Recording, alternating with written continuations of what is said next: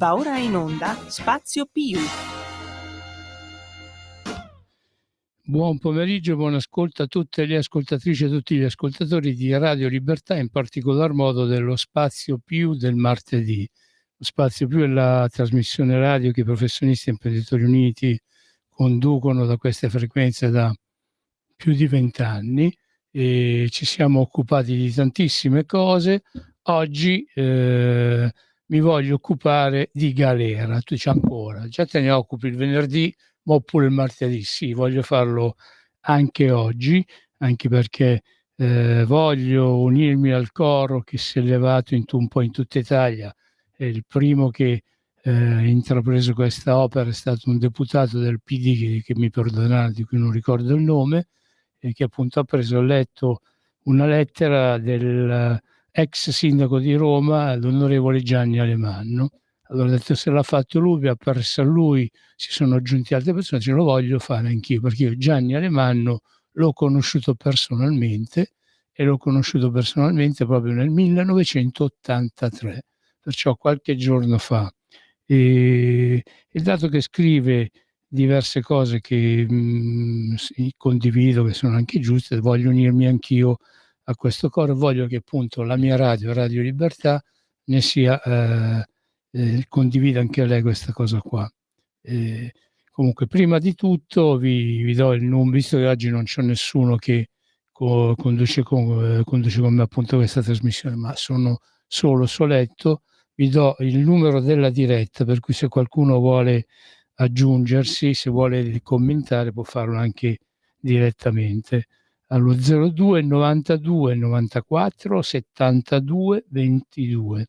Ripeto, 02 92 94 72 22. Inoltre vi do anche, come facevo tempo fa, quando appunto le trasmissioni in pratica le conducevo quasi sempre da solo, vi do anche il numero del mio cellulare. Però vi invito a chiamarmi a trasmissione finita, no durante. Se durante la trasmissione, se volete intervenire, chiamate il numero della diretta. Il numero invece del mio cellulare è il 339 11 700 21. Una volta ero più spiritoso, perché vi dicevo segnate questo nome, Mimmo Magnetta, e segnate questo numero 339 11 700 21. Usavo questo sistema appunto per comunicarvi i miei riferimenti. Lo facevo per fare un po' il verso a un amico che appunto usava questo sistema per affermare la propria identità. Ripeto, segnate questo nome, Mimmo Magnetta, e segnate questo numero 339 11 700 21. E io che sto in questo mondo, in qualsiasi momento, al di là del tempo in cui appunto invece sono impegnato in questa trasmissione radio, vi risponderò. Potete chiamare anche la notte, tanto quando mi accadeva, perché giustamente si provocavano le incazzature di mia moglie, dice, ma come ti chiamano anche la notte? Cioè tu fai le trasmissioni radio, non becchi un centesimo e questi si permettono anche di chiamarti la notte? Sì, perché io comunque sia sono sempre stata una persona disponibile al prossimo e lo sono ancora oggi.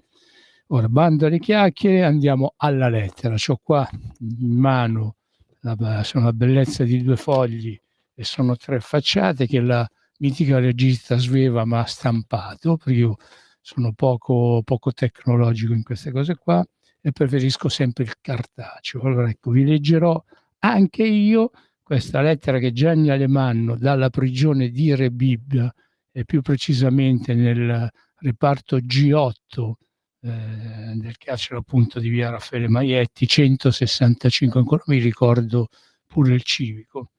Scrive periodicamente appunto Gianni scrive dei suoi pensieri, dei suoi commenti, e amici suoi che stanno all'esterno la pubblicano sui social. Ecco, io ho intercettato questo post di Gianni Alemanno e ora ve lo leggo. Allora, diario di cella 12. Arriva il momento più difficile. Il caldo arroventa il sovraffollamento. Ma la politica dorme, fra parentesi, con l'aria condizionata. Riceviamo da Gianni Alemanno e pubblichiamo nel rispetto delle norme dell'ordinamento. L'ordinamento è l'ordinamento penitenziario. quello appunto che è entrato in vigore dal 1975. C'è un ordinamento abbastanza datato, anche se ha subito nel corso dei decenni vari rimaneggiamenti. Comunque allora, Rebibbia, 29 giugno 2025, 180° giorno di carcere. Se uno studente volesse sperimentare in modo evidente il significato del concetto fisico di gradiente termico, dovrebbe venire qui a Rebibbia e spostarsi dal piano terra fino al secondo e ultimo piano. Al piano terra, grazie all'umidità che viene dal suolo, il caldo estivo è ancora sopportabile, ma salendo per le scale che portano al secondo piano, la temperatura aumenta progressivamente di almeno un paio di gradi per ognuna delle 4 rampe che compongono queste scale. Per cui quando si arriva in cima ci sono quasi 10 gradi di temperatura in più. Se poi, come il sottoscritto, si abita nell'ultima cella del corridoio, quella esposta al sole, non solo sul soffitto ma anche su 2 lati, l'effetto forno è una realtà. Il carcere di Rebibbia è stato costruito negli anni 70, quando tutte le strutture erano in cemento armato, privo di coibentazione e quindi perfette per trasmettere il freddo durante l'inverno e il caldo durante l'estate. Ma d'inverno ti metti 2 coperte, d'estate cosa fai? Assenti ovviamente impianti di condizionamento nelle celle e nei corridoi, i detenuti girano in versione spiaggia, per non dire altro. Si buttano in branda come se fossero su un lettino da spiaggia, per non fare altri paragoni, si inventano miserevoli trucchi per contrastare qualche grado di temperatura. Luciano, il nostro anziano di cella, esperto muratore e capomastro, ha elaborato un complicato sistema di vasi comunicanti per distribuire l'acqua corrente per rinfrescare bottiglie d'acqua e un poco l'ambiente. Poi ci sono i ventilatori, quelli antichi da tavola, non più di 2 per cella, che se hai soldi sul conto corrente puoi comprare dall'amministrazione. Noi ne abbiamo anche uno solo, perché quello che ho comprato io non mi viene consegnato da 15 giorni. Visto che l'amministrazione è troppo impegnata a organizzare pletorici eventi sportivi e di intrattenimento dentro il carcere, fra parentesi molto utile a fare bella figura nei TG, di scarso interesse per le persone detenute, chiusa parentesi, non riesce a dare impulso neanche alle più semplici pratiche burocratiche come comprare qualche ventilatore o qualche medicina, e né riesce a nominare il caporeparto che nel nostro braccio manca da qualche settimana. Sempre fra parentesi, da quando se n'è andata la grandissima Cinzia, chiusa parentesi.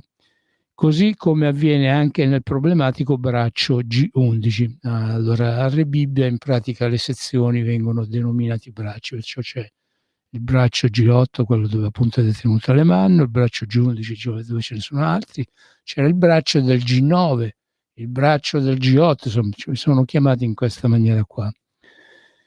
Questo surdo di caldo rovente che ci porteremo addosso per i prossimi mesi si aggiunge alla vergogna del sovraffollamento, ma la politica dorme con l'aria condizionata e non si accorge che già a giugno siamo arrivati a 5 proteste carcerarie in giro per l'Italia.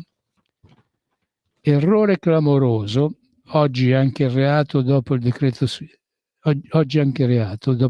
sicurezza. Sì, perché appunto col decreto sicurezza in pratica le proteste che avvengono in carcere sono diventate reato. E chiaramente se uno viene riconosciuto colpevole di questo reato, alle condanne, alle pene se ne aggiungono altre. Allora, da parte dei detenuti, follia da cervelli surriscaldati da persone accatastate una su altra. Sì, in pratica, quando nelle prigioni si determinano queste condizioni, tante volte la valvola del cervello sfarfalla un pochino, perciò appunto tanti protestano, c'è chi protesta in maniera potuta e dovuta e gli altri no, e quelli appunto sono destinati ad allungare la propria carriera. Allora proseguiamo nella lettura. Come ho detto più volte, qui al braccio G8 di Rebibbia siamo ai parioli delle carceri laziali, ma anche qui senza un caporeparto avvengono cose che non dovrebbero avvenire. come una persona malata di scabbia che viene messa dentro il nostro reparto per svariati giorni, come una persona normale, che viene alloggiata nel reparto dei transessuali, come una persona detenuta lasciata a dormire una notte in infermeria, perché non sanno più dove metterli questi detenuti, il cui numero cresce di centinaia ogni mese che passa. Chiaramente Gianni Alemanno si riferisce al numero che cresce in quel di Re Bibbia, perché appunto a livello di carceri italiane sono migliaia i numeri, insomma si rasenta quasi le 70.000 presenze a fronte di una capacità di contenimento di 54.000, insomma. Perché i tribunali di sorveglianza, soprattutto quello di Roma, non hanno personale né elasticità mentale e non riescono a mandare alle pene alternative neppure le persone che hanno tutti i requisiti per ottenere questi benefici previsti dalla legge. Nel mio reparto c'è Mario, arrestato a 81 anni per una condanna definitiva per reati finanziari di 15 anni prima, che dopo un mese e mezzo di carcere, finalmente 5 giorni fa, si è visto riconoscere dal Tribunale di sorveglianza il diritto di andare agli arresti domiciliari. Qua lo devo precisare, se è stata una sentenza definitiva per questo Mario di 81 anni, non sono gli arresti domiciliari, ma è la detenzione domiciliare. Quando uno in Italia commette un reato e viene condannato e la sua condanna diventa definitiva, l'unica alternativa che ha è quella della detenzione domiciliare, vuoi per motivi di salute o per altri motivi, comunque appunto è detenzione domiciliare, è galera, anche se a casa. Ma passati 5 giorni Mario sta ancora qui, con le sue gambe piene di piaghe, di croste, non so per quale malattia, in bella vista sotto i calzoncini che pure lui deve indossare per sopportare il caldo, sta ancora qui e nessuno sa il perché.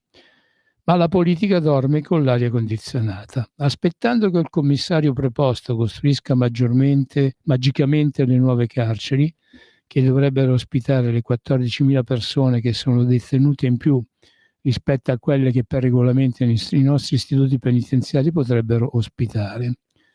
Ma l'ultima notizia è che saranno acquistate con 32 milioni di euro delle strutture prefabbricate che, una volta installate, dovrebbero ospitare 384 detenuti in più, per un costo di 83.000 euro per ogni detenuto. Considerati i mesi necessari per l'installazione, questi prefabbricati non riusciranno neanche a ospitare le nuove persone che nel frattempo saranno state portate in carcere. Certo, 83.000 euro per ogni carcerato è una bella spesa, insomma. Ma la politica dorme con l'aria condizionata e si dimentica delle carceri sovraffollate e surriscaldate, aspettando indifferentemente che la Corte europea dei diritti dell'uomo sanzioni l'Italia per trattamento inumano e tortura delle persone detenute. Nel 2024 71 persone detenute si sono tolte la vita.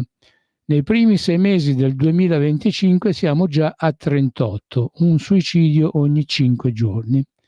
Numeri che gridano vendetta, ma che non fanno rumore, perché chi muore in carcere spesso muore 2 volte, nella cella e nell'indifferenza collettiva.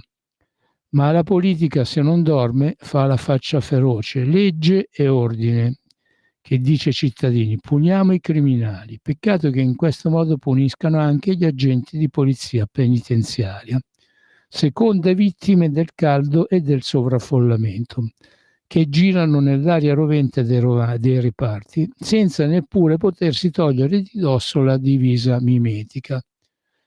Un piccolo inciso: io ho fatto il servizio militare, l'ho fatto nel 1976, ero il 9° scaglione del 1976.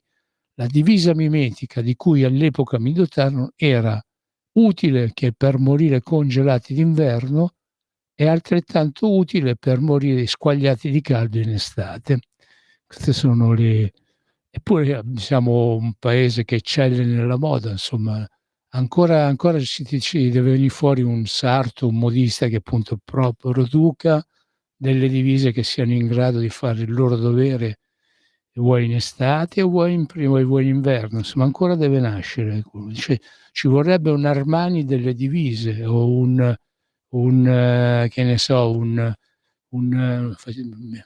Dolce & Gabbana delle divise, sto così, non faccio pubblicità solo per uno. Vabbè, ecco, finito questo mio piccolo inciso, ripeto, però io stesso l'ho provato. Io quando facevo il servizio militare avevo gli stessi problemi che hanno oggi tutte le forze dell'ordine, anzi soprattutto la polizia penitenziaria, che appunto è tenuta a svolgere il loro servizio con indumenti, insomma, che lasciano un po' a desiderare. Io voglio sperare, visto che stanno sorgendo all'interno della polizia penitenziaria un sacco di specializzazioni, e voglio sperare che una particolare attenzione venga data anche agli abiti che i nostri agenti della polizia penitenziaria, sia donne che uomini, sono tenuti per servizio a indossare.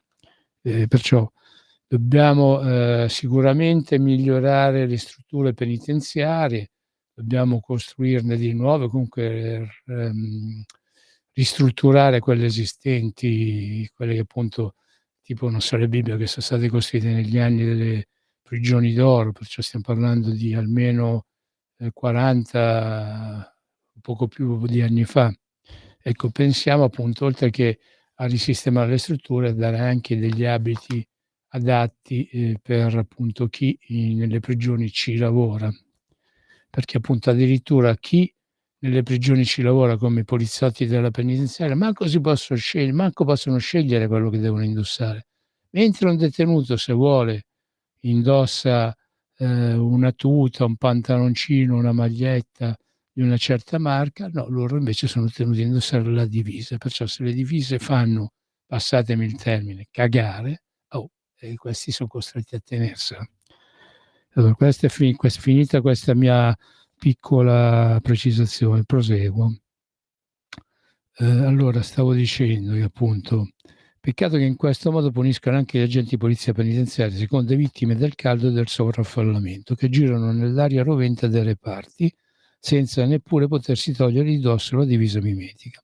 Certo, fino a ieri a distogliere l'attenzione c'era una nuova guerra che poteva dilagare dall'Iran a tutto il Mediterraneo, ma da qualche giorno i TG parlano solo del caldo che si sta battendo su cittadini e turisti. Sui detenuti no, problema rimosso anche giornalisticamente. In effetti è vero, tutti i media non fanno altro che parlare del caldo atroce, rovente che ha colpito l'Italia. Ultimamente, negli ultimi giorni, c'è stata anche parecchia acqua, tant'è che in alcune regioni abbiamo avuto proprio problemi contrari. Però appunto in effetti i detenuti sono stati rimossi, cioè nessuno parla di quello che i detenuti nelle prigioni italiane, e ai detenuti ci aggiungo anche i poliziotti penitenziari che sono deputati a custodirli, devono subire, devono soffrire, e non ci stanno alternative, insomma, a meno che appunto uno non si porti un ventilatore tascabile da casa, e come deve essere una cosa che appunto uno si può portare non penso che un agente della polizia penitenziaria possa portare di sua iniziativa uno di questi accrocchi per farsi aria, e manco un ventaglio, perché non è cosa che appunto un poliziotto o una poliziotta della penitenziaria nello svolgimento del loro servizio possano usare i ventagli. Perciò appunto, comunque, noi giornalisti, quando parliamo dei problemi che ci affliggono, dobbiamo essere meno ipocriti e dobbiamo appunto prendere e dire alla gente, dire ai nostri ascoltatori o ai nostri lettori come stanno veramente le cose, e non solo quello che appunto più fa comodo ai soliti. Qualcuno mi dirà: anche tu dormivi quando eri ministro, sindaco o deputato? No, miei cari, io ci perdevo il sonno, questo risponde Gianni Alemanno. Facevo riunioni alle 3 di notte, chiedere ai poveri poliziotti che mi facevano da scorta, magari non riuscivo a risolvere tutti i problemi, magari non riuscivo a controllare tutto quello che accadeva dietro le mie spalle, ma avevo l'ossessione continua delle persone a cui dovevo dare delle risposte, perché quando si fa politica e soprattutto quando si prendono impegni istituzionali non si può volgere la testa dall'altra parte, non si può chiudere gli occhi perché non conviene vedere, perché questo non è solo uno sbaglio, è una vergogna. firmato Gianni Aleman. Ecco, io alle parole di Gianni mi ci associo, mi condivido pienamente. Io Gianni Aleman lo conobbi nel dicembre, sì, dicembre, fine dicembre del 1983. Lui era detenuto nella sezione G9 di Rebibbia, perché era stato preso, arrestato, s'era fatto qualche mese per aver lanciato una bottiglia Molotov, delle bottiglie Molotov contro il consolato, contro contro un'ambasciata al consolato moscovita. Fu arrestato, finì appunto a Rebibbia, al reparto G9. Segnatevelo questo, perché ho letto anche la presentazione di questa lettera che appunto Gianni ha scritto a un suo compagno di partito, e questo appunto lo dava come detenuto al G8. No, Gianni, tu stavi al G9 e stavi appunto in una cella con erano una bellezza di 1, 2, 3, 4 persone. Ecco, tu lasciasti il posto al sottoscritto. E perciò appunto, mi ricordo esattamente, ti dico con precisione, ti potrei fare anche i nomi appunto delle persone con cui tu sei stato, ma per una questione di riservatezza, di privacy si dice oggi, mi risparmio. Comunque appunto io conobbi lì Gianni Alemanno, poi con Gianni Alemanno ha fatto un sacco di strada, ha fatto tanta carriera. Me lo ricordo quando nel 2000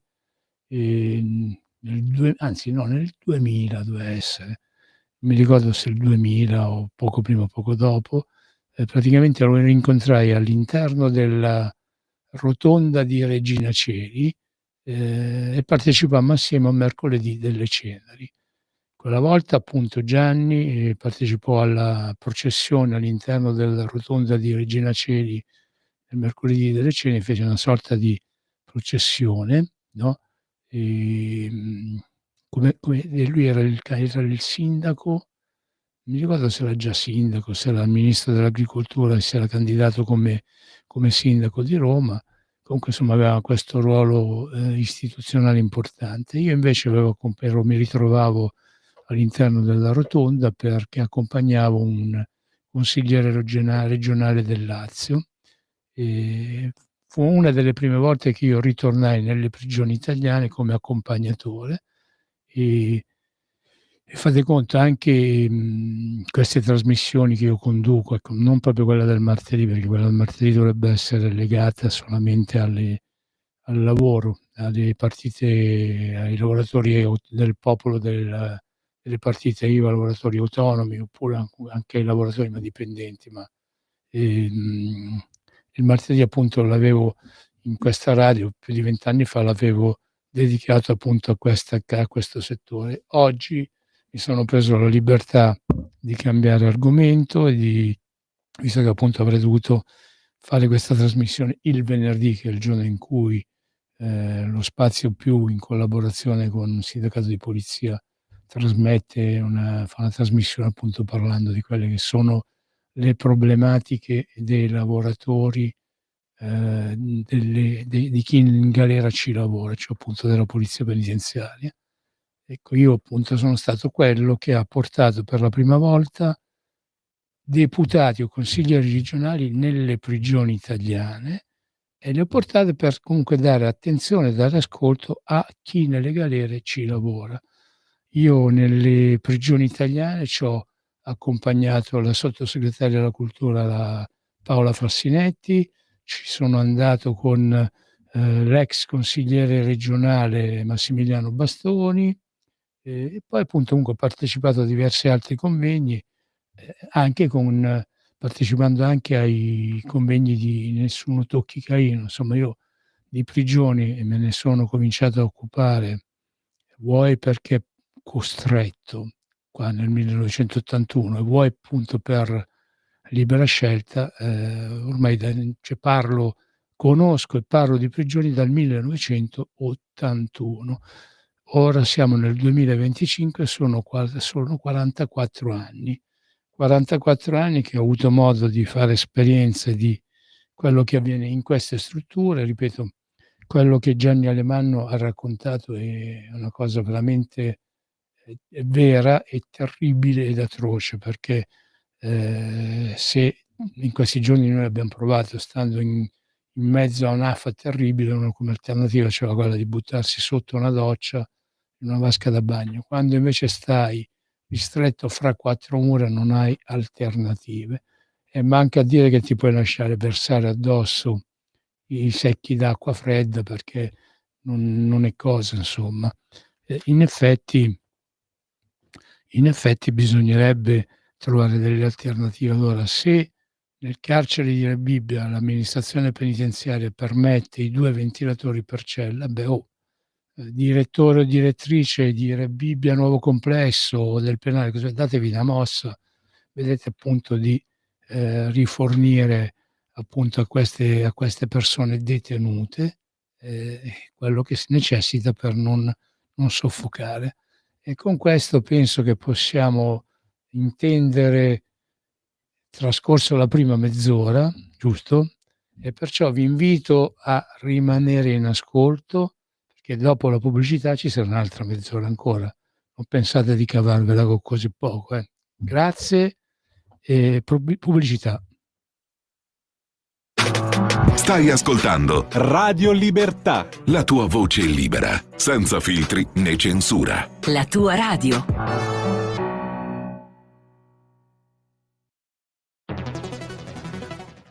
Migliaia di notizie ci raccontano i fatti che accadono in Italia e ogni giorno c'è una voce fuori dal coro. Quotidiano di Sicilia, il quotidiano d'Italia, l'informazione che ribalta i luoghi comuni, una vera visione dei fatti, l'Italia vista da sud. Ogni siciliano che vive in Italia e nel mondo è una risorsa, è protagonista della crescita della nostra nazione. Dai forza alla crescita della nostra isola, abbonandoti al QDS digitale più archivio a soli 99 euro annuo.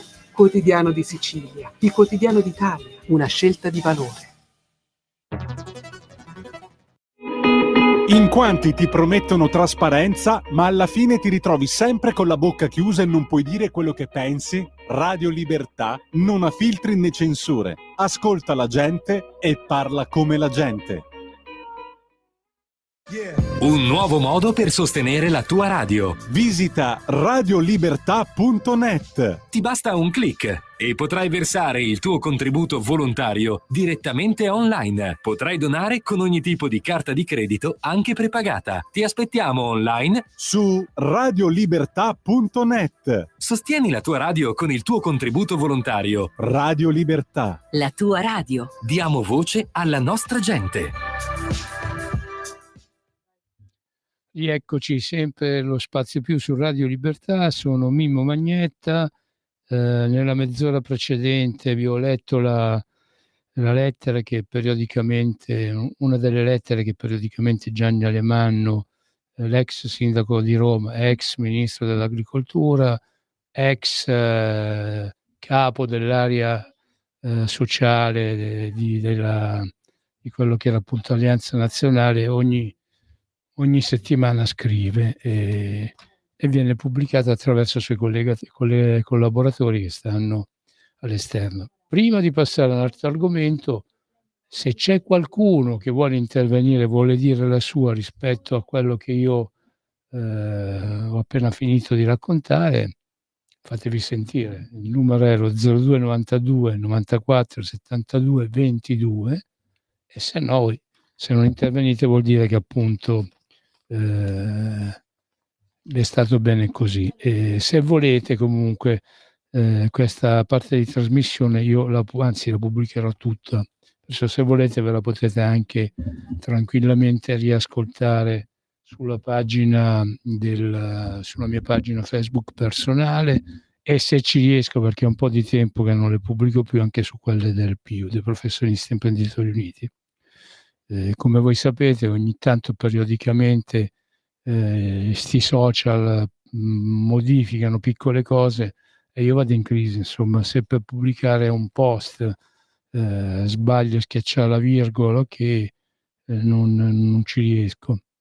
Ecco, perciò comunque se volete sulla pagina Facebook di Mimmo Magnetta vi ritroverete per intero quanto io la prima parte della trasmissione, se non proprio tutta. Ecco, allora voglio passare a un altro argomento che mi ha colpito parecchio. Sabato 5 luglio ho comprato la provincia di Como e mi ha colpito appunto a pagina 19 un articolo su è un problema di lavoro questo, cioè il titolo è lui infermiere in Svizzera, lei a Como, io prendo 5.500 euro, mia moglie 1.600. La sanità, Stefano si è formato al Sant'Anna, il Sant'Anna è l'ospedale di Como, è un'eccellenza a livello ospedaliero, e poi è stato assunto in ospedali ticinesi. Lui dice, ma tornerei volentieri vicino a casa, basterebbe davvero un incentivo per i frontalieri. Ve lo leggo l'articolo, sì, dai, leggiamolo perché vale la pena.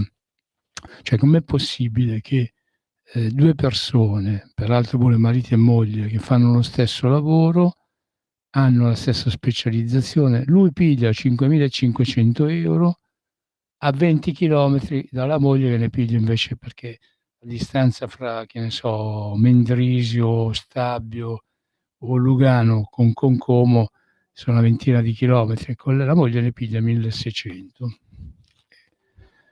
Allora, moglie e marito fanno lo stesso lavoro a distanza di pochi chilometri. Lui prende 5.500 euro, lei 1.600. Succede ad una coppia di infermieri, i 3.900 euro di differenza stanno tutti nei 15 chilometri che corrono tra Como e Mendrisio, che capito, pure meno di 20 chilometri di cui ho accennato prima. Mendrisio e Lugano. Al vecchio Sant'Anna io ho studiato e mi sono formato, racconta Stefano Colombo, al corso di infermieristiche, ho capito, e con il tirocinio presso la SST Lariana. Però qua mi interrompo perché abbiamo una chiamata e diamo sempre la precedenza ai nostri ascoltatori. Buongiorno, chi sei, da dove chiami? Sì, buongiorno, io sono Fabrizio di Sabbio Chiese. Ciao Fabrizio, prego. Allora, l'ascoltavo prima che commentava la lettera di Gianni Alemanno che arriva dal carcere e parla delle condizioni dei carcerati. Allora, sono un paio di mesi che mi capita di ascoltare, specialmente su Radio Radicale, che il problema, l'emergenza numero uno dell'Italia sono diventati i detenuti, perché mi sembra che siano arrivati a 52.000 e qualcosa nelle carceri italiane. No, di più Fabio, di più. Va bene, mettiamo che siano diventati anche 60.000, no? Sì. Allora noi che abbiamo votato il centro-destra abbiamo votato perché abbiamo visto che le condizioni nelle città e nei paesi erano che praticamente girava troppa gente impunita, troppi poliziotti venivano pestati quasi quotidianamente, gente che faceva tutto quello che voleva, clandestini che spacciano, rubano, fanno quello che vogliono. Io sono in una zona dove per mesi e mesi i comitati di vigilanza ci hanno avvertito che c'erano ladri dappertutto, con vari video e fotografie. Allora quello che ha fatto il centrodestra è quello che in parte, ha fatto in parte quello che gli è stato chiesto, no? Da chi l'ha votato, cioè mettere i delinquenti in galera, toglierli dalle strade, perché le persone civili, quelli che non commettono reati, devono avere la possibilità di vivere, le donne devono uscire la sera, i ragazzi devono salire sugli autobus senza che nessuno tiri fuori i coltelli, come è capitato qua in zona un anno fa. Allora adesso ci si preoccupa dei detenuti, allora siamo diventati schizofrenici, perché da una parte li vogliamo in galera quelli che commettono i reati, poi come vanno in galera, oddio viene fuori il caldo, oddio sono troppi. Ma io le chiedo una cosa, si metta nei panni delle persone oneste che magari hanno lavorato tutta una vita, hanno una pensione da fame, vivono in pianura padana o vivono magari al sud e non hanno il condizionatore, boccheggiano, sono persone che non hanno mai rubato, non hanno mai pestato nessuno, non hanno mai ucciso, non hanno mai chiesto il pizzo, e poi si sentono questi ragionamenti dalla mattina alla sera, come capita a me quando ascolto Radio Radicale, e sembra che ormai l'Italia sia diventato un paese incivile perché i detenuti non stanno bene per 2 mesi all'anno perché fa caldo. Cioè io voglio dire, allora, è ovvio che la gente non bisogna lasciarla lì come degli animali, e mi sta bene, però in un paese dove la gente ha abbastanza problemi a arrivare a fine mese e non si può permettere certi lussi come l'aria condizionata, capisce che fa un po' fatica a seguire certi ragionamenti, perché c'è gente che si è spaccata la schiena a 45-50 anni, non ha mai rubato una lira a nessuno e deve sentire certi discorsi e magari prende una pensione di 1.000 euro. Allora qui non lo so, a me questa schizofrenia non piace. La regola numero 1 sarebbe questa. In Italia si è fatto credere ai delinquenti che in galera non ci andavano mai. Se bisogna fare 5-10 reati per entrarci, poi quando ci entrano poverini si accorgono che però guarda c'è anche la prigione. Allora regola numero 1, in prigione non ci devi entrare. Dopo posso capire tutto il resto, la saluto. Grazie Fabio da Sette Chiese. Sai Fabio, io sono cresciuto in zona d'Ergano, è una zona semiperiferica di Milano, e sotto casa mia c'erano dei giardinetti, ci hanno impiegato una cosa come 7 anni per farli, e ci avevano piazzato un drago verde, la famosa fontana. Io in quella fontanella ho visto i primi che si sono buttati nella droga, nell'eroina in particolar modo. Arrivavano, usavano l'acqua della fontanella, quella che stava giù nella vaschetta, sotto, per riempire la propria siringa e farsi la dose di eroina. E quelli erano i primi, mi ricordo, era il 1972. Appresso a quelli io ne ho visti una marea d'altri. Allora, secondo me, la droga, come certe situazioni dettate dall'indigenza, o comunque sia anche dalla poca cultura, non nessuno di noi è esente. C'è stato anche il caso di quell'altro, il Furlan, quelli che non so, erano anche di buona famiglia, Ludwig, che hanno ucciso i familiari. Cioè viviamo in un mondo in cui si è tutto capovolto, cioè, non per niente il generale Vannacci ha scritto Il mondo al contrario, ha venduto un botto di copie, no? È stato lungimirante il generale Vannacci in questo. Viviamo un mondo che si è capovolto, è un mondo in cui in galera ci possono finire giustamente coloro che si sono macchiati di reati, ma ci finiscono anche le persone innocenti per sbagli, per errori della magistratura, perché ci sono magistrati che il loro lavoro lo fanno poco bene e può capitare di incappare in quello. Perciò appunto io dico, nessuno di noi è esente da quello. Se tu ti riascolti la trasmissione, l'inizio di la trasmissione iniziale, ripeto, io la pubblicherò sulla mia pagina Facebook di Mimmo Magnetta.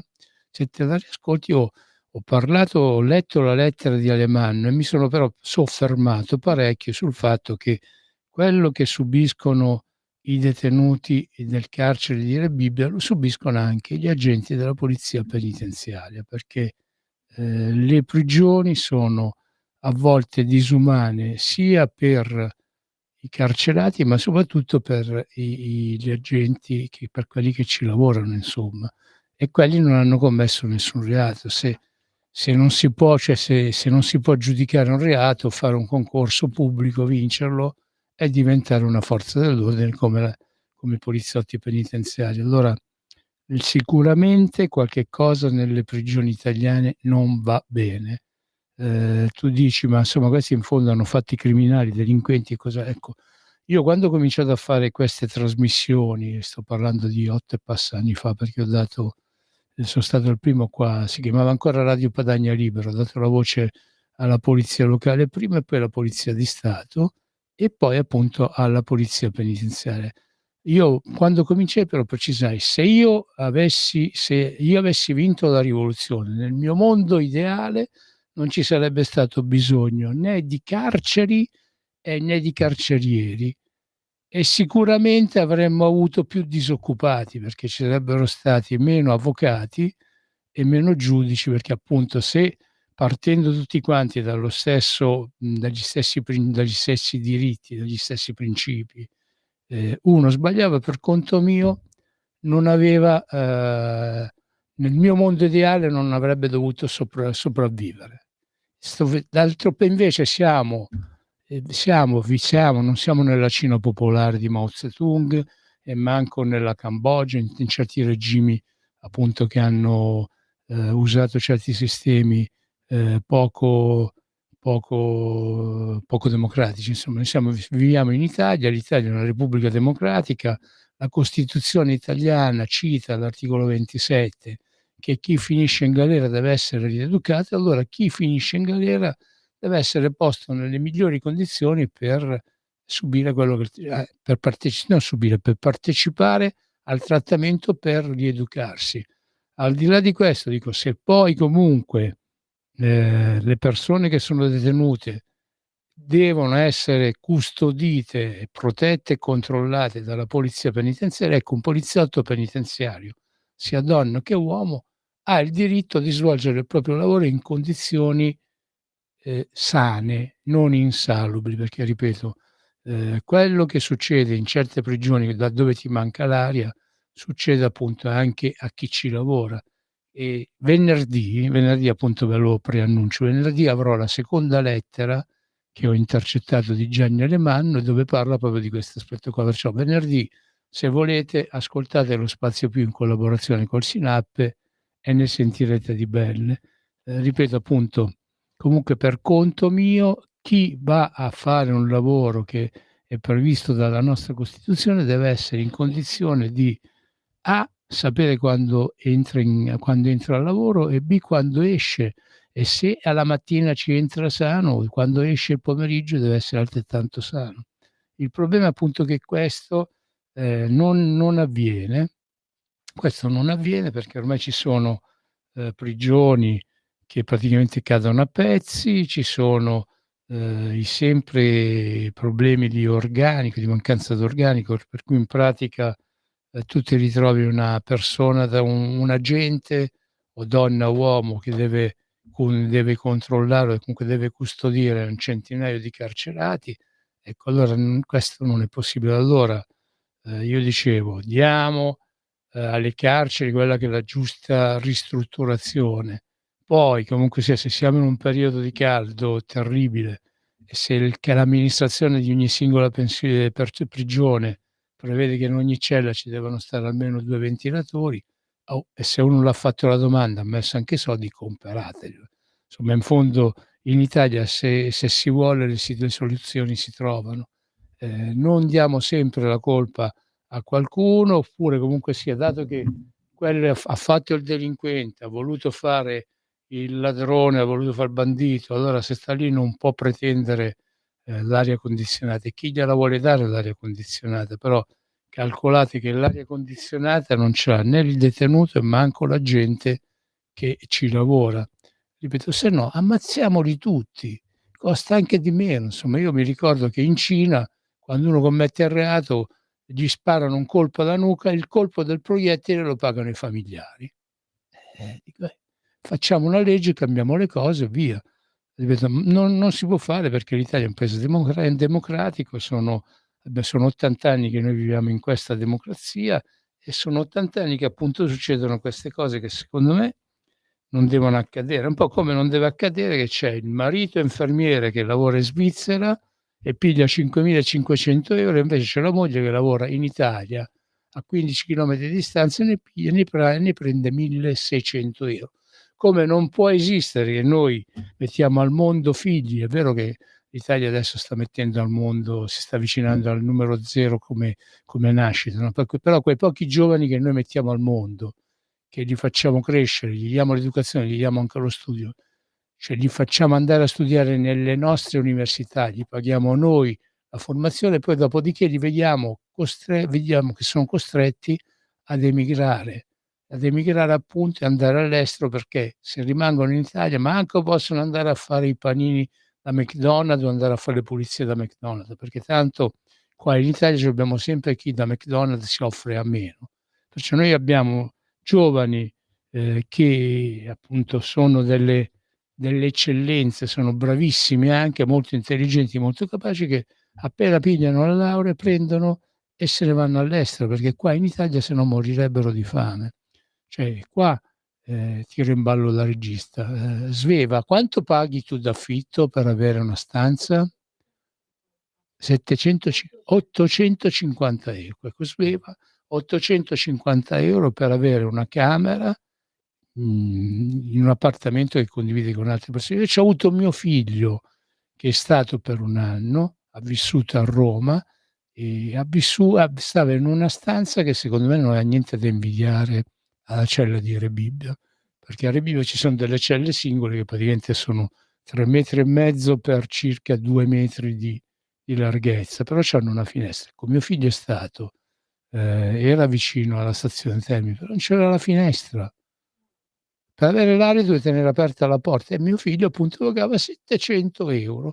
Ci stava il letto, giù dal letto, che c'ha il 43 di piedi, poteva starci con i piedi in piedi, perché fra il letto e il muro ci stava lo spazio per un numero 43. Se avesse avuto il 45 o il 46 come hanno i figli di alcuni amici miei che c'hanno veramente delle fette al posto dei piedi, non sarebbe potuto manco sta in piedi. Allora ecco, noi non possiamo vivere in un paese che costringe i nostri giovani ad emigrare. Io mi chiamo Domenico Magnetto, ho preso il nome appunto da mio nonno. Se voi andate su internet e guardate su States Island, esiste appunto un Domenico Magnetta che risulta essere stato trattenuto a States Island, e States Island era il posto dove gli italiani che arrivavano negli Stati Uniti venivano rinchiusi per 45 giorni e gli passavano col DDT. Se sopravvivevano quel trattamento venivano accolti negli Stati Uniti, e i nostri emigranti italiani, e perciò immigrati negli Stati Uniti, hanno costruito i grattacieli, hanno portato un sacco di cose buone, è vero, sì, hanno portato anche un pezzo di mafia, di malavita, però ci stava la malavita israeliana, quella irlandese, che non c'aveva niente da invidiare alla nostra, insomma. Ecco, però appunto, se voi andate sui social e cercate appunto prigioni, cioè States Island, praticamente trovate il nome Domenico Magnetta, che era il mio nonno paterno, che appunto era stato lì trattenuto. Capito? Cioè, è per questo che io dico, comunque sia, noi abbiamo fatto altre scelte, siamo un paese civile, siamo un paese democratico, ripeto, però siamo un paese democratico in cui appunto in pratica c'è il marito che lavora a 15 chilometri di distanza dalla moglie, che piglia 5.500 €, la moglie ne piglia 1.600, ecco. Leggo qua, sono 3.900 € di differenza. E non è possibile, queste cose non si possono proprio sentire. Comunque io penso che oggi le mie sparate le ho fatte, faccio la grazia alla mia regista di interrompermi prima, perché se no poi vado oltre. Io mi conosco, quando poi vado oltre divento antipatico ed è meglio di no. Così do modo alla mia regista Sveva, che veramente è una graziosa ragazza, è molto capace, molto disponibile. Pensate che la gestione di questa radio ce l'ha tutta in mano lei. Cioè, lei poverina che pensava di andare al mare a friggere, per me manco per niente, cioè la può vedere in cartolina, ecco. Se non ci fosse Sveva la radio non andrebbe avanti, capito? Perciò pregate tutti quanti per la salute di Sveva. Vediamo se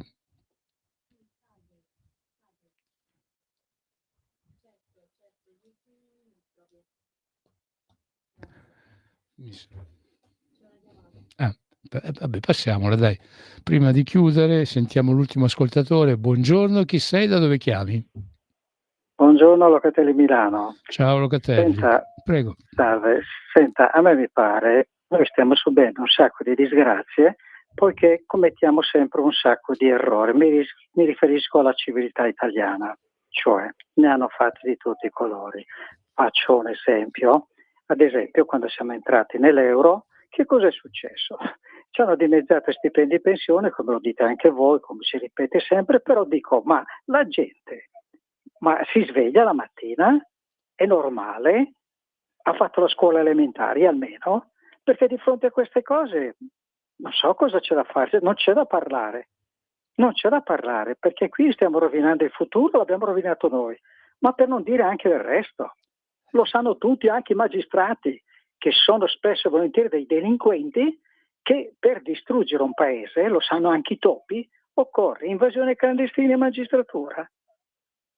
È tutto qui quello che succede, per non dire altre cose. Poi non ho capito perché ci hanno distrutto in precedenza quei sindacati, bastardi compresi, il potere d'acquisto con la scala mobile, poi le tasse noi praticamente le pagavamo tutti, come che eravamo in modo elementare. Adesso che siamo a scuola da anni, da decenni, siamo diventati più rimbambiti. Per pagare tutti le tasse si pagava sulla produzione. al di là del fatto che era proibito anche traslocare fuori dall'Italia le aziende. Cioè ci hanno fatti di tutti i colori, comunisti. Io provenivo da lì, li ho mandati subito all'inferno da quando ho cominciato a lavorare alla Falc, perché appunto hanno, invece di far pagare le tasse tutti sulla produzione, praticamente l'ha fatta pagare a noi. Ma sto dicendo cose limitate. È la magistratura. Posso andare avanti? Sì, prego. Ripete, ecco, lei sta ripetendo cose che sono anni che vado dichiarando da questa radio. Bravo, ma che serve? Che cazzo capisce la gente? Ma il problema è economico e poi anche in tema sicurezza, direi veramente vigliacco, direi masochista, responsabili, altro che andare in chiesa. La realtà è quella, la vita la si vive, non si vive mica nel sogno, cioè anche per il futuro dei nostri ragazzi, cioè queste cose qui ne siamo noi gravemente responsabili, altro che andare a messa a fare la comunione, quelle robe lì, meritiamo di andare, altro che all'inferno se c'è, perché ne siamo responsabili. Secondo me sfigati come siamo ci mandano a fare prima un lungo periodo al purgatorio, perché all'inferno è troppo comodo, uno viene buttato nelle fiamme e si risolve in 448. A noi abbiamo vissuto una vita di purgatorio da vivi, ce la fanno passare anche dopo. Ma perché siamo noi, siamo la responsabilità è nostra che non reagiamo. Se uno viene qui a fare una prepotenza reagiamo, ma così siamo andati a scuola, a Facusedi, a Piorimban Beach, ma abbiamo un po' di responsabilità anche per il nostro futuro. Certo. Si sa benissimo che per distruggere da qualsiasi società, come dicevo prima, invece clandestine magistrature di marca Islam, eccetera, no? Ovviamente dietro fanno gli interessi di chi si appropriano territori per materie prime, eccetera. Per di più abbiamo l'ONU, la NATO, lo so. Fondo Mondiale Internazionale, la borsa, la devo eccetera. interrompere. Sono tutte... La devo interrompere perché sennò andiamo fuori tempo. Mi dispiace, sono tutte delle porcate. Chiudo, ciao, arrivederci. Prossimo martedì, se vuole, può richiamare. Grazie. Allora, buon proseguimento di trasmissioni su Radio Libertà. Ciao, statevi buoni così. Avete ascoltato Spazio Più.